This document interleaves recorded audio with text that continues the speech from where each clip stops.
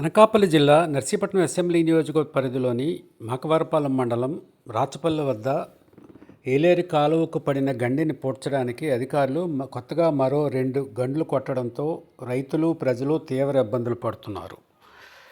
రాచపల్లి వద్ద గండిని పూడ్చడానికి కొత్తగా బయ్యవరం వద్ద కొండలగ్రహారం వద్ద ఏలేరు కాలువ గండి కొట్టి నీటి ప్రవాహ వేగాన్ని అధికారులు తగ్గించడానికి శ్రమ పడుతున్నారు. ఈ గండి పూడ్చడానికి మరొక 4-5 రోజులు పట్టే అవకాశం ఉందని అంటున్నారు. అయితే కొత్తగా కొట్టిన గండ్ల వల్ల ఉపాధి కూలీలు ప్రజలు తీవ్ర ఇబ్బందులు పడుతున్నారు.